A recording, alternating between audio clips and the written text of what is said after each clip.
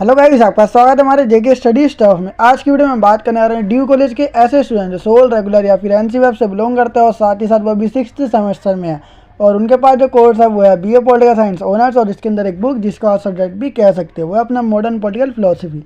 तो इसके अंदर जो यूनिट 4 है उसके सेकंड चैप्टर के सेकंड पार्ट की हम इस वीडियो में बात करेंगे। बाकी इससे पहले यूनिट 4 फर्स्ट से लेकर 4th तक की जो वीडियोस है वो मैं कंप्लीट कर चुका हूँ।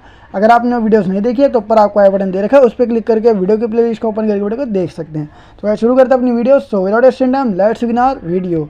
सो गाइस जैसे कि आप सबको पता है कि कार्ल मार्क्स अपनी जो यूनिट है के अंदर सेकंड चैप्टर है जो कार्ल मार्क्स से रिलेटेड है, ठीक है, उसके बारे में जो जीवन परिचय वो मैं ऑलरेडी बना चुका हूँ और इस वीडियो में बात करेंगे जो कार्ल मार्क्स के द्वारा सिद्धांत दिया गया था द्वंद्वतावाद का जो सिद्धांत था उसके बारे में हम इस वीडियो में जानेंगे, जो कि इम्पोर्टेंट टॉपिक भी है आपका, ठीक है। बाकी आपका कल एग्ज़ाम है तो कार्ल मार्क्स का जो क्वेश्चन है वो आने के चांसेस है, तो हम देखते हैं कि उसमें क्या बताया गया है। द्वंद्वतावाद का जो सिद्धांत है उसके बारे में सबसे पहले हम देख लेते हैं। द्वंद्ववाद विरोधी विचारकों के संघर्षों के द्वारा सत्य की खोज करने की एक विधि है। मतलब विरोधी विचार जो होते हैं, जैसे कि एक होता है पक्ष में विचार करना और दूसरा होता है विरोध में, ठीक है, जो हमारे अगेंस्ट में जो थॉट्स होती हैं उनके संघर्ष के द्वारा अगर हम सत्य की खोज मतलब सच को जानने की अगर कोशिश करते हैं तो वाली विधि को हम बोलते हैं द्वंद्ववाद। जैसे कि हिगल ने भी क्या करा था, द्वंद्ववाद का सिद्धांत दिया था, तो वैसे ही कार्ल मार्क्स ने भी द्वंद्ववाद का सिद्धांत दिया है, लेकिन इसका जो सिद्धांत है वो थोड़ा सा अलग है। हिगल के जो सिद्धांत है उससे थोड़ा अलग है। तो हिगल ने वाद, प्रतिवाद और संवाद का उपयोग करके इसे लोकप्रिय बनाया था। द्वंद्ववाद का जो सिद्धांत था, हिगल ने वाद मतलब जो है उस पर भरोसा करना वो वाद कहलाता है, प्रतिवाद जो नहीं है उसके ऊपर वो विश्वास करना वो प्रतिवाद है, और वाद और प्रतिवाद से मिलकर क्या बनता है, संवाद बनता है। तो ये हिगल ने बताया था और उसको बहुत ज़्यादा लोकप्रिय मतलब मशहूर कर दिया था हिगल ने। ये द्वंद्ववाद का सिद्धांत है हिगल के द्वारा, ठीक है। हिगल ने विरोधाभास को मतलब विरोधाभासों को सामने लाने के लिए, ठीक है, जो भी गलत अवधारणा है उसको सामने लाने के लिए इसका इस्तेमाल किया, द्वंद्ववाद के सिद्धांत का प्रयोग किया, और जिसमें उसने वाद, प्रतिवाद और संवाद का प्रयोग किया था। और एक नया विचार विकसित करने के लिए विरोधी विचार कैसे संघर्ष करते हैं इस पर भी बल दिया था, ठीक है। मतलब एक नया विचार अगर लाना है तो उसको फैलाने के लिए, उसको विकसित करने के लिए, ठीक है, मतलब उसको विकसित करने के लिए विरोधी विचार कैसे संघर्ष करते हैं, कैसे आपस में लड़ाई करते हैं, ठीक है, कैसे वो तर्क वितर्क करते हैं, इस पर किसने बल दिया था, हिगल ने। उन्होंने दावा किया कि द्वंद्ववाद प्रक्रिया ही इतिहास में प्रगति का कारण बना था, ठीक है। द्वंद्ववाद के थ्रू ही इतिहास में थोड़ी बहुत प्रगति हो पाई थी। विकास के प्रत्येक चरण में अंतर विरोधी प्रमुख हो गया, जिससे आगे समाज में परिवर्तन हुए थे, ठीक है। धीरे धीरे सोसाइटी में भी चेंजेस आने लग गए थे। प्रत्येक वाद का एक प्रतिवाद होता है, ठीक है, हर एक चीज़ जो है और वो नहीं है ऐसी बात, मतलब वाद का प्रतिवाद होता है जो उसे एक नए विरोधाभास पैदा करने की चुनौती देता है, ठीक है। हर चीज़ में उसके होने का तत्व मतलब वाद और उसका विरोधाभास मतलब उसके ना होने का तत्व प्रतिवाद समाहित होता है, और इन दोनों के मिलने से संवाद बनता है। जब विरोधाभास परिपक्व हो जाता है, मतलब जब विरोधाभास या प्रतिवाद जो है वो अगर बहुत ज़्यादा पक जाता है तो थीसिस और एंटीथीसिस के तत्व संवाद में एक साथ मिल जाते हैं। मतलब वाद और प्रतिवाद एक साथ मिल जाते हैं और संवाद बना देते हैं। ये बताया गया वही है जो हमने हिगल में पढ़ा था, उसको बस थोड़ा सा बड़ा चढ़ाकर इसमें बताया गया है, ठीक है, और कुछ भी नहीं है। बाकी द्वंद्वात्मकता के इस विचार से, जो भी द्वंद्वात्मक सिद्धांत है उसके विचार से प्रेरित जो मार्क्स है या कार्ल मार्क्स है, उसने अपने सिद्धांत को विकसित करने के लिए इसका इस्तेमाल किया। जहां हिगल ने विचारों पर जोर दिया, वहीं कार्ल मार्क्स ने भौतिकवाद पर, जो चीज़ है जिसको हम छू सकते हैं उस पर ध्यान केंद्रित किया, ठीक है। हिगल ने विचारों पर ध्यान दिया, वो काल्पनिक भी हो सकता है, और कार्ल मार्क्स ने भौतिक चीज़ों पर ध्यान दिया जो फिजिकल है, मतलब जिसको हम छू सकते हैं उस पर ध्यान दिया था, ठीक है। तो ये द्वंद्वात्मकता की परिचय था। अब इसके बाद अपना अगला टॉपिक आता है मार्क्स के द्वारा हिगल की द्वंद्वात्मकता का प्रयोग। मार्क्स ने हिगल के द्वारा जो द्वंद्वात्मकता का बारे में बताया था, सिद्धांत के बारे में, उसका प्रयोग कैसे किया। हिगल के दर्शन ने एक विधि के रूप में द्वंद्वात्मकता की एक व्यवस्थित व्याख्या प्रस्तुत की थी, ठीक है। हिगल ने भी किसके बारे में बताया था, द्वंद्वात्मकता के बारे में बताया था, और कार्ल मार्क्स ने भी इसी के बारे में बताया।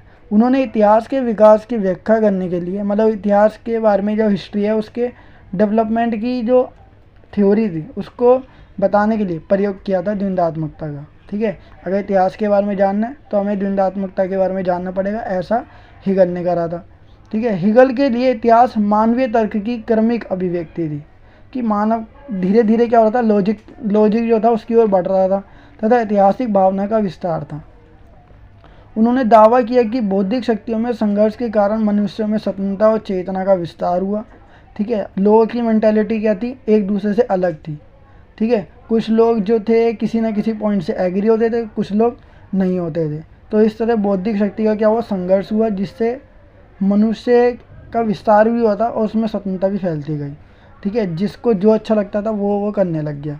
हिगल ने इतिहास की प्रक्रिया 2 प्रकार के कार्यों के द्वारा दर्शाई थी। पहली व्यक्तिगत भावना जो खुशी की इच्छा रखती है और ऊर्जा प्रदान करती है। दूसरा विश्व भावना जो उच्च स्वतंत्रता के लिए मतलब ज़्यादा स्वतंत्रता के लिए प्रयास करती है। ठीक है, पहले में व्यक्तिगत भावना जो अपनी पर्सनल चीज़ों पे ध्यान देते हैं, वो खुशी की इच्छा रखते हैं और एनर्जी देते हैं। दूसरा विश्व भावना जो मतलब कि विश्व के बारे में सोचना है, पर्सनल चीज़ों के बारे में नहीं सोचते। ठीक है, पर्सनल चीज़ों के बारे में नहीं सोचते, तो वो क्या होती है, उस अगर विश्व के बारे में सोचेंगे तो वो स्वतंत्रता बहुत देर तक चलती है, उसको बोलते हैं उच्च स्वतंत्रता। तो 2 तरह की प्रक्रिया के बारे में सोचा था। तो हिगल ने इतिहास की प्रक्रिया 2 प्रकार के कार्यों के द्वारा दर्शाई थी, ये थी इसमें। मार्क्स ने द्वंद्वात्मकता के मुद्दे पर, जो भी द्वंद्वात्मकता सिद्धांत है उसके मुद्दे पर हिगल के साथ सहमति व्यक्त करी। मतलब मार्क्स ने और हिगल ने दोनों ने द्वंद्वात्मकता का सिद्धांत दिया था और दोनों में आपस में क्या हो गई थी, सहमति हो गई थी। और इसके माध्यम से इसके थ्रू निरंतर विकास किया, मतलब लगातार उन्होंने विकास करते चले गए। लेकिन उन्होंने हिगल के विपरीत बौद्धिक और आदर्श के बजाय सामाजिक और वास्तविकता पर जोर दिया था। ठीक है, देखो मार्क्स जो थे वो भौतिकता पे भरोसा करते थे, फिजिकल जो चीज़ छुई जा सकती है, जिसको देखा जा सकता है आंखों से, उस पर भरोसा करते थे। लेकिन हिगल जो था वो विचारों पे भी भरोसा करता था, जो चीज़ काल्पनिक है, जिसको हम सोच सकते हैं, देख नहीं सकते। ठीक है, कुछ चीज़ें होती है कि ऐसा होना चाहिए। ठीक है, ये क्या है, काल्पनिक है, अभी हुआ नहीं है, ऐसा होना चाहिए बोला गया है। लेकिन जो चीज़ है वास्तव में है और हो चुका है, उस पर कौन भरोसा करता है, कार्ल मार्क्स। ठीक है, तो दोनों में बहुत ज़्यादा डिफरेंस है, काल्पनिक है और दूसरा काल्पनिक नहीं है। तो काल्पनिक है उस पर हिगल भरोसा करते थे, काल्पनिक चीज़ों पे भी भौतिक चीज़ों पे भी हिगल भरोसा करते थे। लेकिन केवल भौतिक चीज़ों पर कौन भरोसा करता था, कार्ल मार्क्स। तो एक ही जो पॉइंट था जो कार्ल मार्क्स को हिगल से अलग करता है, भौतिकता और साथ ही साथ विचार। ठीक है, ये दोनों एक दूसरे को अलग करते हैं। तो देखते हैं इसमें आगे क्या बताएगा। उन्होंने हिगल के विपरीत बौद्धिक और आदर्श के बजाय सामाजिक और वास्तविकता पर जोर दिया था कार्ल मार्क्स ने। उन्होंने मन के बजाय पदार्थ पर जोर दिया। मतलब जो चीज़ मन में है वो तो विचार हो सकता है। ठीक है, ज़रूरी नहीं है कि जो मन में चल रहा है उसको हर चीज़ को हम देख सके, तो ऐसा हिगल का था। लेकिन वास्तविकता पे जोर देने वाला कौन था, जो रियलिटी में हो चुका है, जो है, उस पर जोर दिया था कार्ल मार्क्स ने। तो यही है इसके बारे में। बाकी इसमें और बताया गया मार्क्स के लिए, जो कार्ल मार्क्स है उनके लिए इतिहास के विकास में महत्वपूर्ण पहलू, सबसे महत्वपूर्ण मुद्दा उसका दर्शन नहीं था। ठीक है, उसके बारे में जानना नहीं था, बल्कि इस प्रक्रिया में विकसित होने वाले आर्थिक और सामाजिक संबंध थे।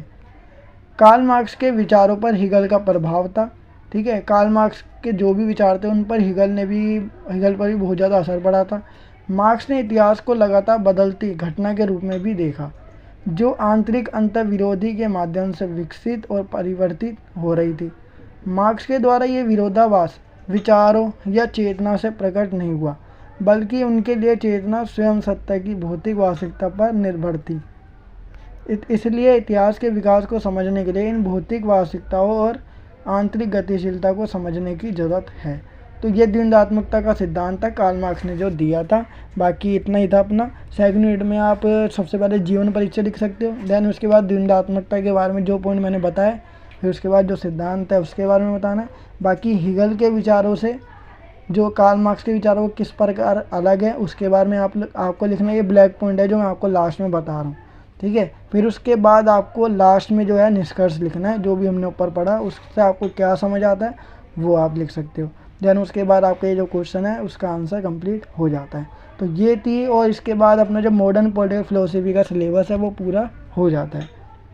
तो गाइस ये थी हमारी आज की वीडियो। आई होप गाइस आपको वीडियो जरूर पसंद होगी। अगर आपको वीडियो पसंद आए तो वीडियो को लाइक शेयर कमेंट करना बिल्कुल ना भूलिए, और बाकी इस वीडियो को इतना शेयर करो ताकि जो 6th सेमेस्टर के स्टूडेंट्स हैं ड्यू के, उन तक ये वीडियो पहुंच सके और वो इस वीडियो का लाभ उठा सके। तो ये थी हमारी आज की वीडियो। बाकी इसके बाद जो आपका नेक्स्ट एग्ज़ाम है वो है इंडियन पॉलिटिकल थॉट सेकंड का, तो उसके ऊपर ऑलरेडी मैं वीडियोस बना चुका हूँ सारे पार्ट्स की, सारी यूनिट्स की। जो यूनिट 8 तक के वहाँ तक की वीडियो बन चुकी है। बाकी जो 3-4 यूनिट है आपकी 11 यूनिट तक है उसमें तो वो आपका जो एग्ज़ाम है वो 19 मई को है। टाइम आप पर है तो आप उसको भी देन जब ये एग्ज़ाम आपका हो जाएगा तो आप उसको भी कर सकते हो। बाकी इसके जो इंपॉर्टेंट क्वेश्चन है उसकी वीडियो मैं जल्द लेकर आऊँगा, आज ही शाम तक वह आपकी वीडियोस आ जाएगी। तो मिलते हैं अपनी नेक्स्ट वीडियो के साथ। So thanks for watching this video.